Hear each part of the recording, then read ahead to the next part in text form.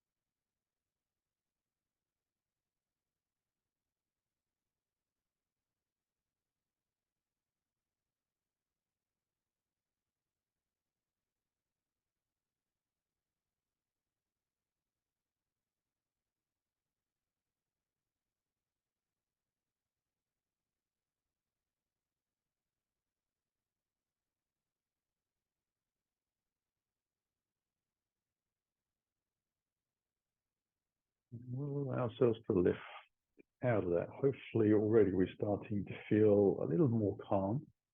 Moving carefully up. I'm actually going to slowly stretch the legs out. They will take a little bit of time for blood flow to come back. I'm going to use the block towards the back of the mat, and I've got my bolster about halfway down the mat on my left side. I'm going to use the hands to roll down. If your back is really sore, you roll onto your side edge and come down from that place. But once my head is on the block, I'm going to bring the feet in towards the center line and close to my bottom, so the knees are high. And I'm going to very gently allow the left leg to hang out and lie against that bolster. Use the toes and heels to slide the right leg out. As simple as that. You can let the hands be by the side or on top of your belly, wherever you wish, whatever feels more relaxed into your shoulders. And just going to try and let that leg sink in. Now, if you feel that the bolster is too high, you can obviously move it further away to your kneecap, or if it doesn't feel high enough, you can bring it closer to your hip. And you can also change the bolster for other props if you need to go down lower. As long as you can start to feel a little bit of opening in the joint, may or may not be aware of tension around the SI joint or the sciatic nerve. If they're already tender, then this probably will be enough.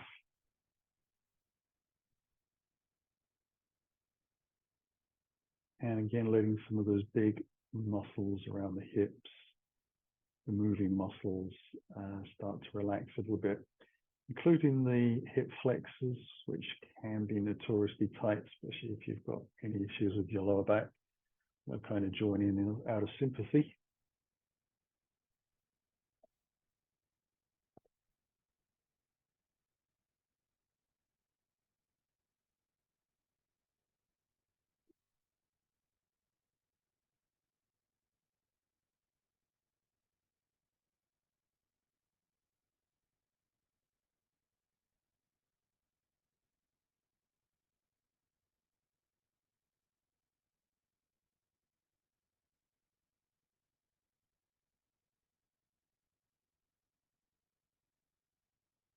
I'm going to take a breath in on the exhale. I'm actually going to slide my left foot down the mat, so my leg eventually comes off of the bolster. So I've got two flat legs. And then I can use my hands, hopefully, to just roll the bolster over my body and out to the opposite side, so you know where it is. And I'll slide the right leg in, close to the bottom on the center line, and then very gently allow that leg to lengthen out. Again, just moving the bolster to wherever I need it to be, so really fitting it around me and my requirements this evening, which very much could be different from side to side on your body. We are taking this as a slightly more restorative stretch than a yin stretch per se. But if you have issues in your lower back, this probably has a more significant yin bias than restorative. For me, trying to relax the opposite leg, the left leg, the straight leg, is a challenge that seems to want to hang on.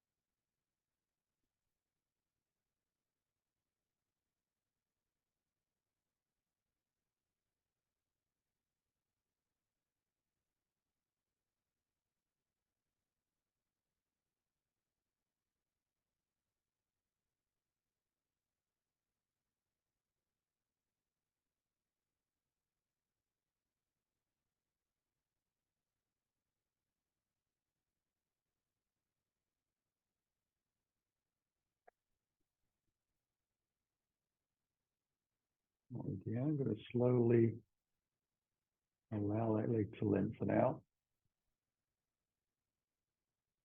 And take a moment for my spine to feel like it's come back into place, like my pelvis has moved naturally back into as an aligned position as it can be. I'll simply draw the heels along the floor towards myself then.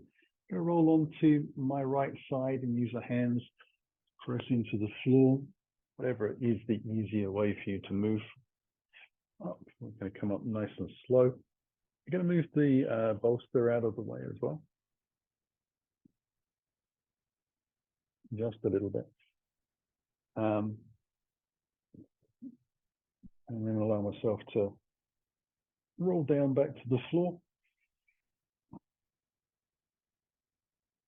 Lengthen out. And this time I'm going to take the block away from the back of the head. And I want to try to just very gently wriggle the hips towards the front of the mat so that my spine can get as long as it can. The same with the back of the neck and the shoulders. And then with the feet a comfortable distance in towards your body, I'm going to slowly let both legs roll out to the sides and soles of the feet come together. So having hopefully loosened some of the big muscles up, we can get into the groin a little more here.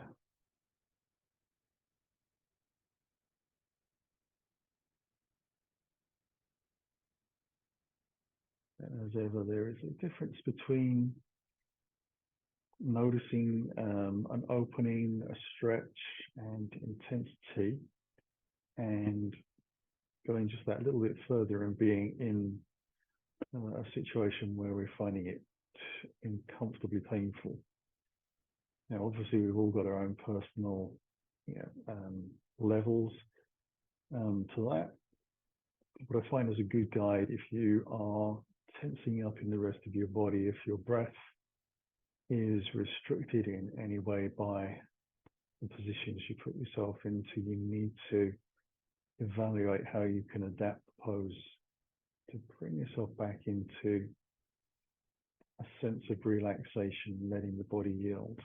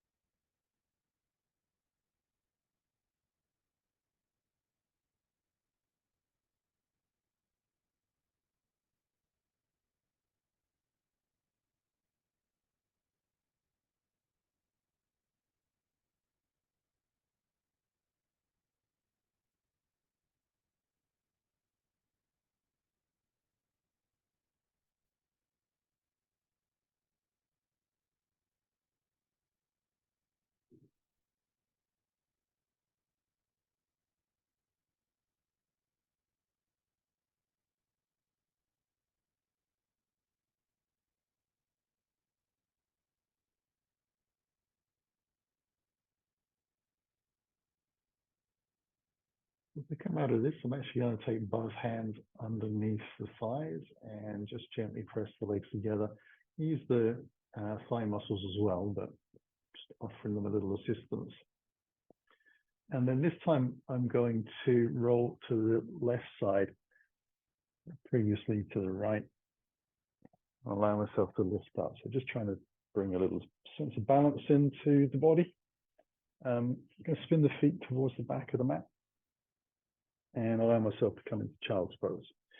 Now, let's see if I can manage having the thighs relatively parallel to each other, bringing the forehead to the ground and the hands towards the toes. However, if your back isn't comfortable doing that, you could take the knees wide and sink in through the gap. It'll be a lot easier to breathe as well. Or you could use the bolster going down the center line of the mat and lie on top of that, which would give you a sort of sense of security and change the feeling in the back. So people who are suffering with backache, that is probably the way to go. But I'm feeling pretty okay this evening. And I can easily bring my forehead to the ground. My hips are, well, my buttocks are still touching my heels. The shoulders can relax. And wherever you are, just try to allow yourself to enjoy a nice easy breath. I appreciate that if you are using the bolster underneath your body, you want to be able to support your head at the same time, so it needs to be far enough forwards for that. And you will possibly need to turn your head to one side or the other unless you sort of squirrel the bolster off to the side a little bit. Allow yourself to work around that. But the supporting of the neck and therefore the head is pretty important if you're using that bolster.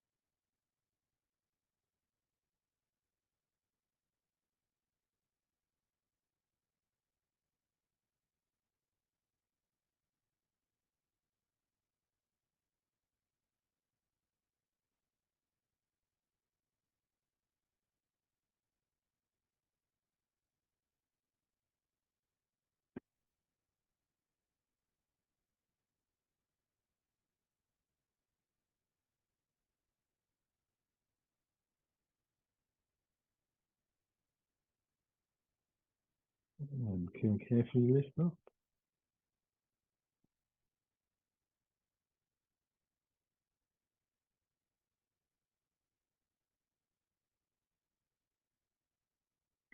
And once you've done that, you're going to lie back down on the floor again.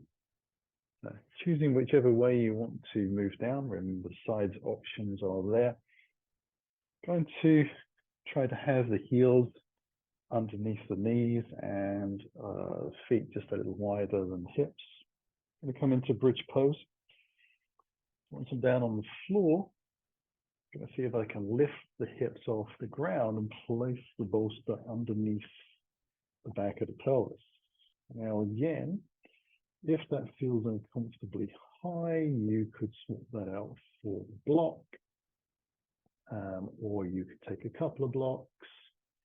But ideally, you want to be able to support across the back of the pelvis, top section. So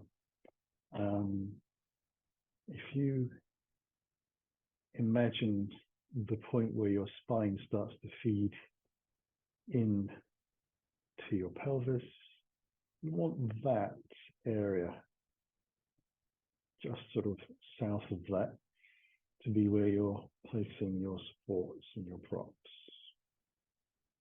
And once you're in this position, rather than letting the knees roll out, see if you can let them roll in. And that will give you a little bit more space through the sacrum, the SI joints, etc. Might open up the nerves a little bit for your sciatic area. And I'm actually trying to let gravity just relax me down to the floor. So this is very much feeling like a transition in the shape of my spine. It's definitely not the same as lying on the floor, and about as far away as you could get from doing child's pose, which is why we came into the pose gently and softly. Now, you might find that the changes are significant enough for your spine to sink a little bit, and that may create some reactions in the bigger moving muscles. You can get cramp in strange places under your ribs, for instance.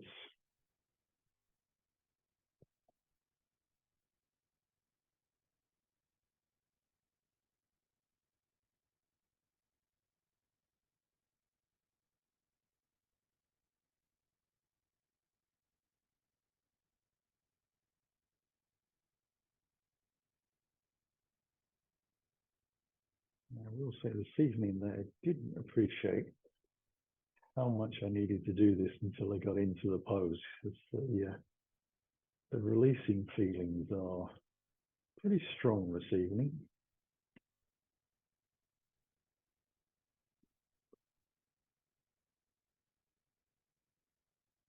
And in that sense, the posture being framing the body this way is quite strong. Possibly because we've come from child's pose.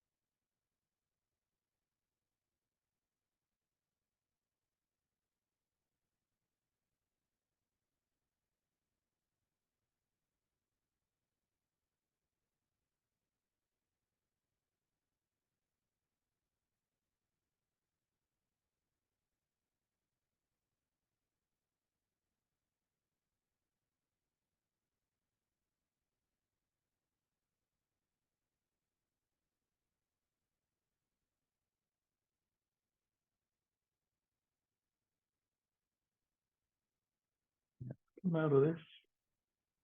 We're going to just bring the feet a little closer towards me and allow myself to slowly press down through the soles of my feet.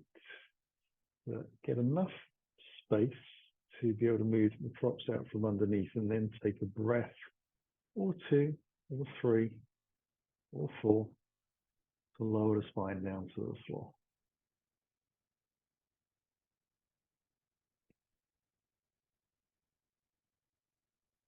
And essential to let the entirety of your body weight to sink down to the ground.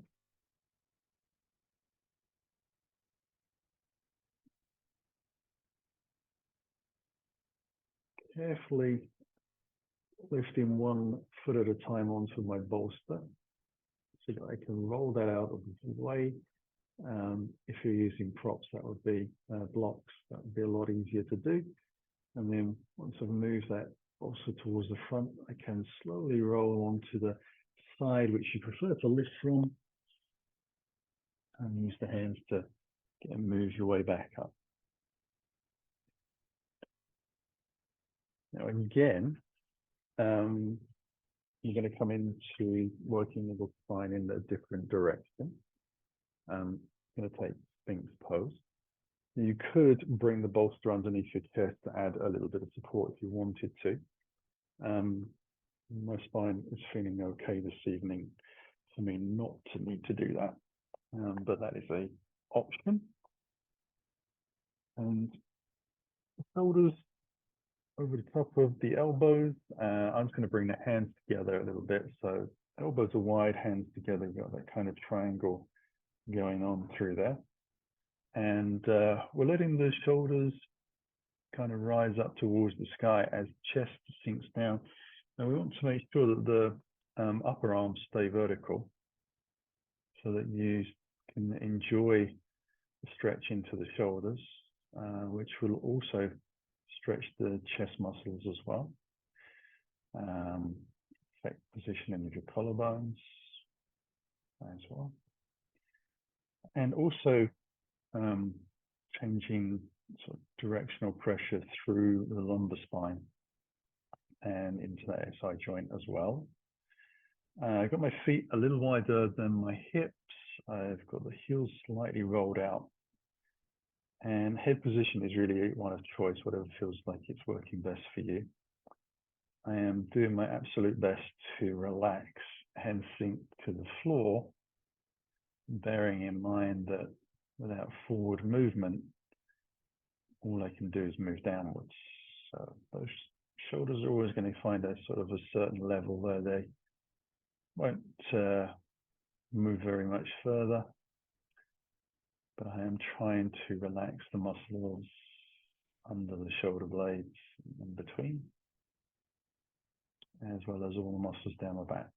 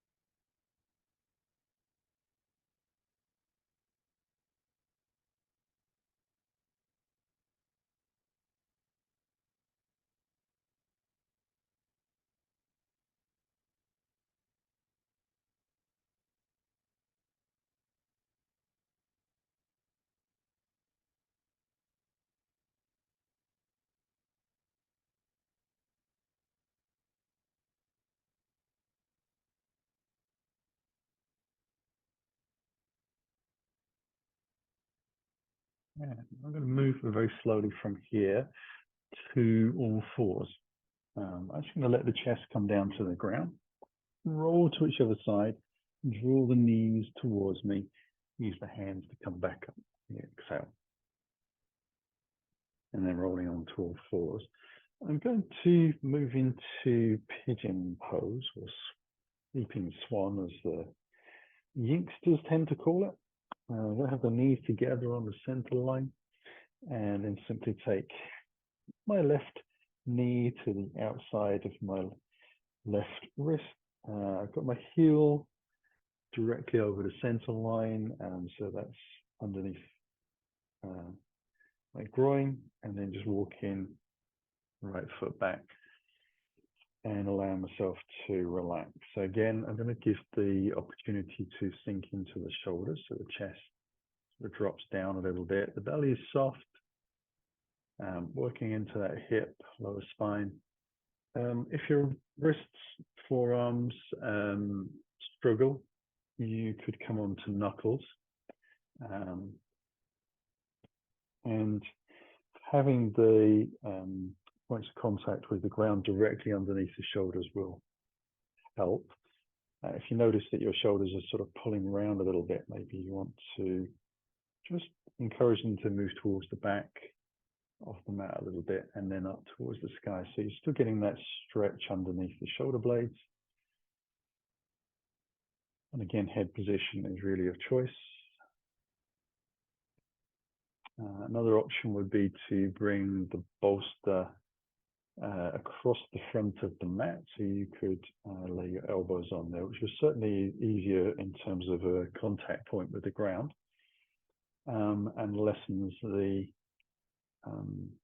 curvature in the lower spine, that compression into those lumbar and SI joints.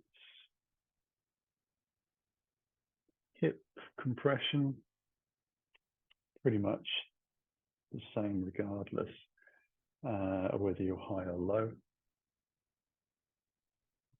I would, for the moment, suggest avoid laying down on the ground, which might be a position you're comfortable in some other practices.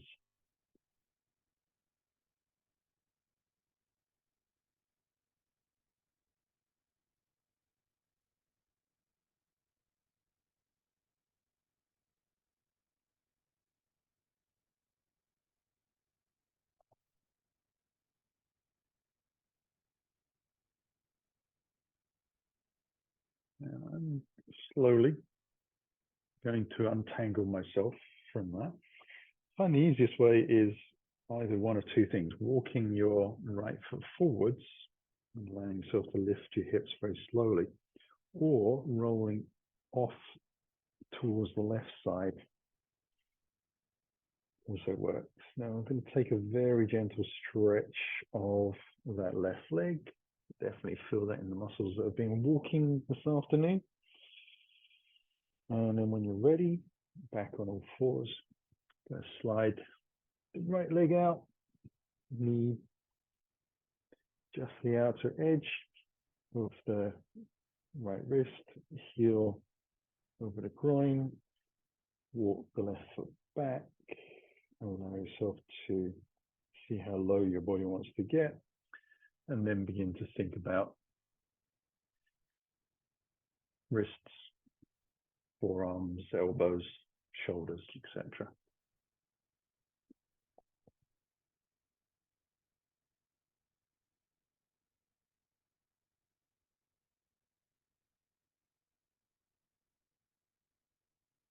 I'm trying hard to persuade the belly and lower back muscles to relax. Generally, when they're in compression, they feel like they're working.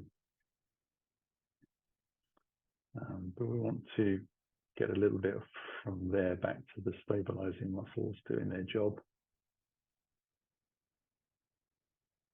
and working into the discs, as we said.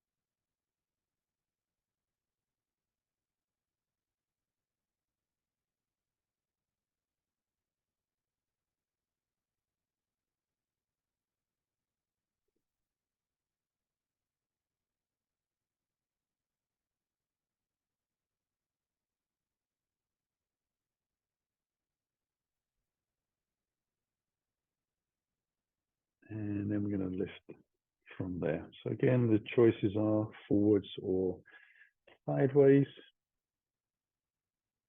We're going to come back to seating posture. I'm going to take caterpillar. I'm going to have the block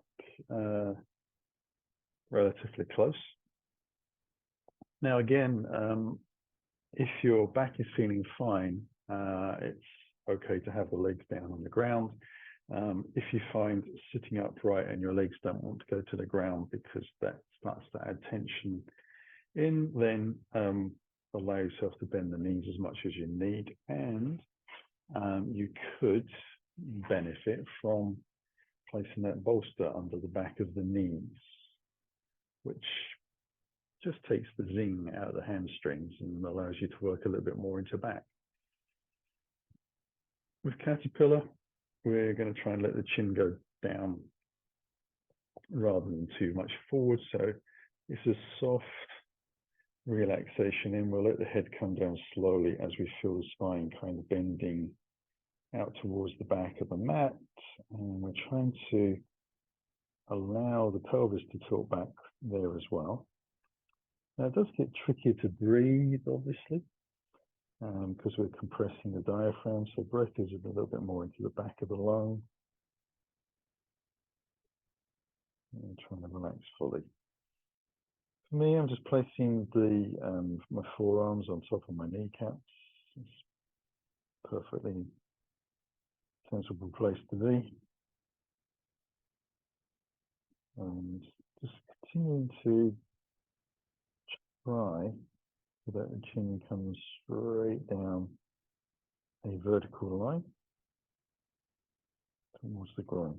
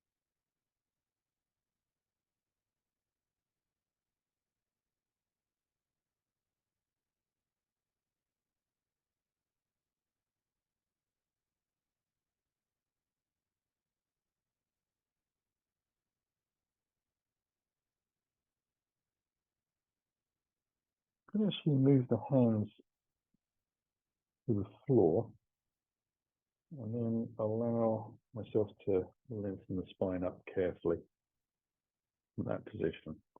You could, if you're using the bolster, bring that really close into you, and then we'll take the soles of the feet together and knees out wide. Or you could take the bolster out, depending on how comfortable you feel. On this occasion, we're actually going to fold forwards. So for me, having that bolster underneath kind of changes the emphasis from the hip spine to more spine, which I'm happy to work on this evening. And just checking how long we take here.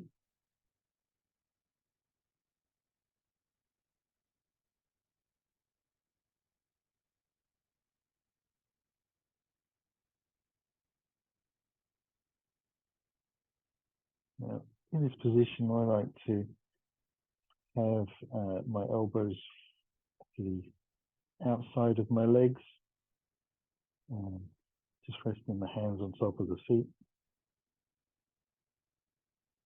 Again, it's one of those poses you need to play around with and what's working best for you.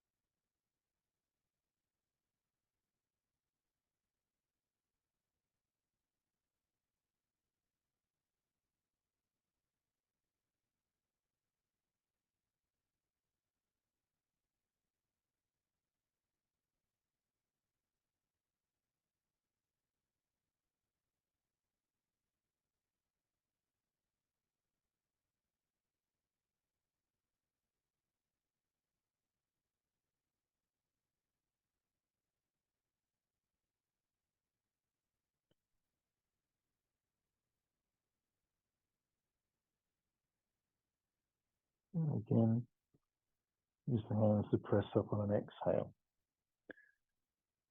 So probably fairly obvious the feeling of stretching the lower back, but also this changes the breath a little bit more into the back of the ribs and the lungs. And so each and every one of those connections with the rib back into the spinal area, they're getting a smooth therapeutic stretch as you breathe in and out, which is an excellent stretch for them. They really kind of like that.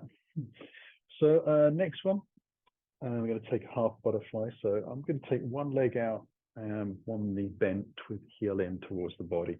If that thigh doesn't want to go down to the floor, you could use a block, cushion, rolled up blanket, whatever.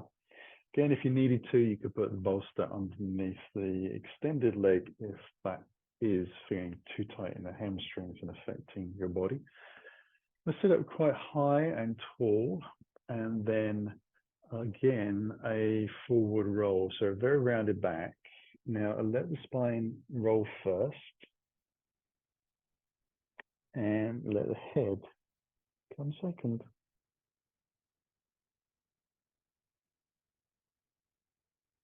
Now if you come into this and feel that you're kind of rocking out to one side a lot, obviously put your hand out to help, so you're able to relax into the pose as best you can.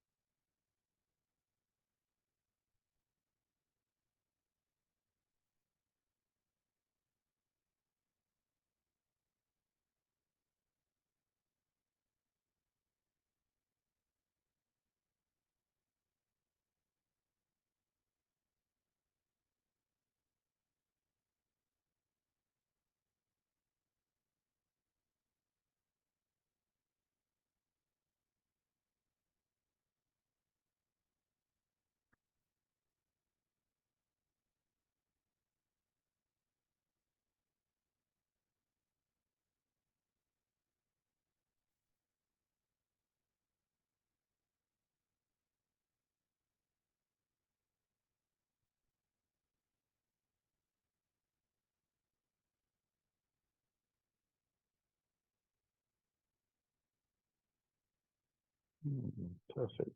Time to come back up.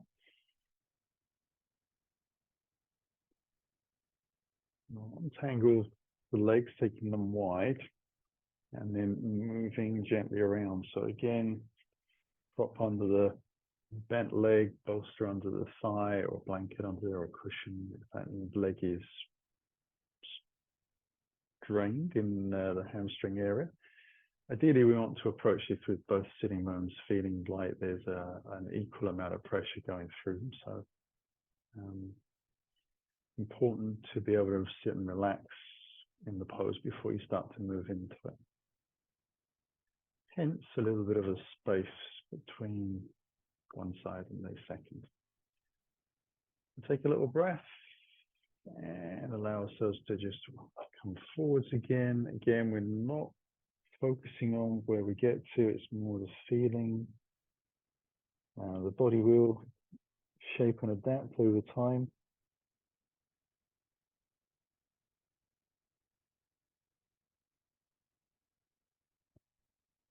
And sometimes it can be surprising how much tension you hold on to in the leg that's outstretched, the toes, the ankle and the heel, maybe rolling around a little bit from side to side. Some people might rotate in a little, some stay pretty much in the center or going out to the sides. Giving yourself permission for that leg to roll into its own natural place.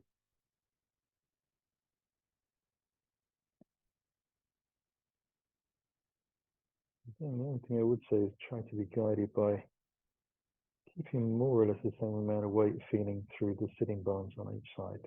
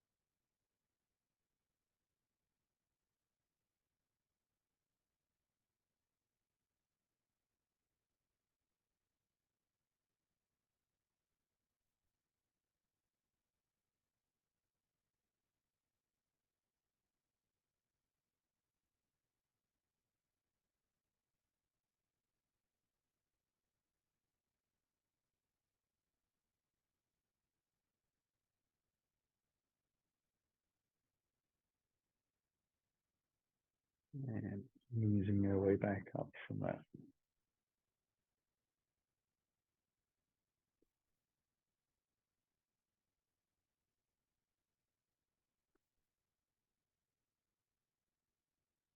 Now I'm going to take a posture lying down, and then I'm going to finalize that by coming into Shavasana. So again, in Shavasana, you can use the props as you wish.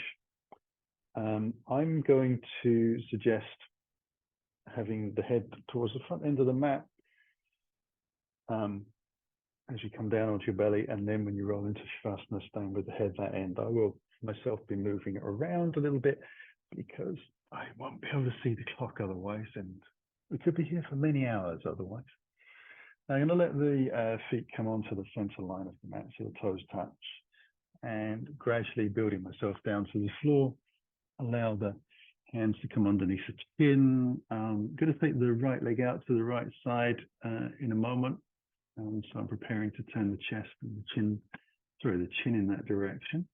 Just allowing myself to free the shoulders and the neck up a little bit. And then very gently, I'm going to slide the right knee out close to a 90-degree angle, as I feel we can tolerate, with the shin running parallel to the mat, toes pointing out.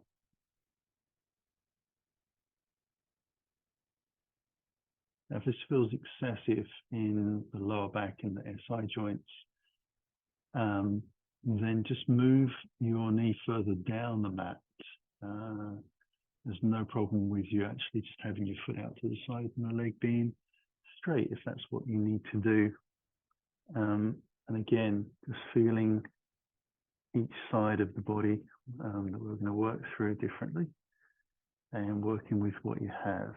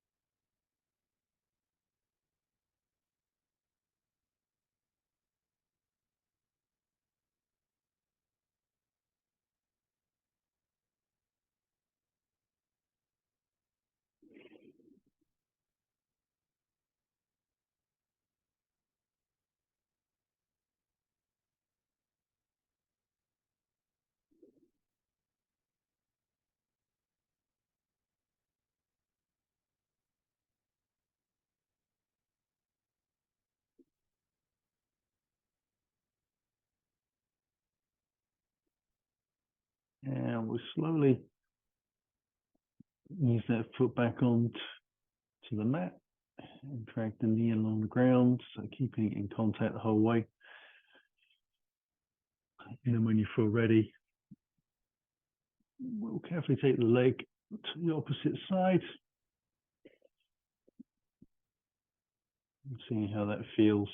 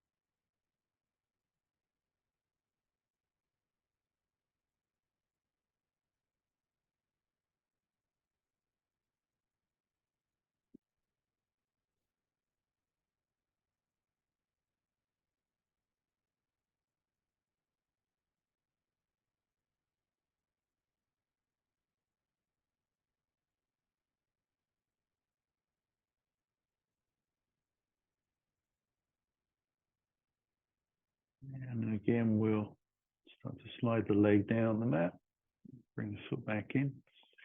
As I said, we're going to move into Shavasana, so just rolling from this position onto whichever side you like and straight onto your back. If you find that your lower back is feeling tired from those deep stretches, you might want to put the bolster underneath the back of the thighs, keeping the heels on the ground, or alternatively, for expediency, drawing the feet towards you wide, so the knees are high, and then letting the knees sink in towards the center. Now that allows your pelvis to really find its own space in neutral position as it's going to achieve. And it's possibly a little bit easier than having the bolster under the thighs in terms of the position of the pelvis, depending on the individual. Then moving into your pose, allow yourself to stay there, whichever version of that you've taken. I'm going to adjust and just allow myself to sit up. So I will let you take your Shavasana whilst I watch the clock count down.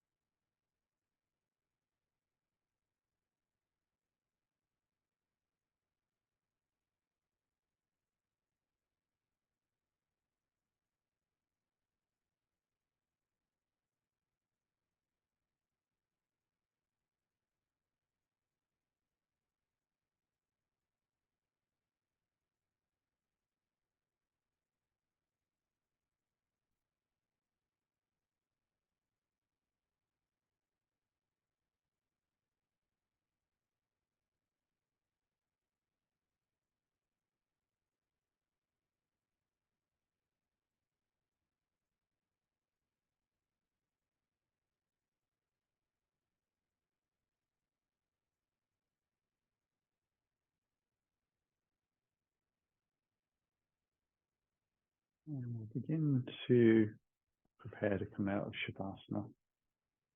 Wriggling of fingers and toes. Breathing slightly deeper. Bringing our awareness back to where we are in the room. And maybe a little stretch. So if you have the bolster underneath the back of the thighs, just carefully lifting one heel at a time onto the bolster so you can prepare to draw your knees towards you. If you've had that stretch, then just drawing the heels along the ground, bringing the legs in, hands around the shins. Navigating your way over to your right side. Try not to fuss too much with the bolster. Allow yourself to use your feet to just push that out of the way. And then using the hands to lift up slowly from the side. And come into an easy posture to sit, whatever that is this evening. We'll bring the hands carefully in towards our heart, begin to close the eyes. Allowing a longer breath to come into the body. Begin a slow exhalation, allowing the chin to drop. And as the belly feels like it's drawing into the spine, simply follow that into a bow, sealing the practice. In your own time, breathing back in and allowing the spine to lift with your breath until it's very much easy to lift the head. Allow the eyes to open. Namaste. So a little bit of an overrun, but hopefully you enjoyed it nonetheless. Hope to see you again here soon on the mat. Take it easy.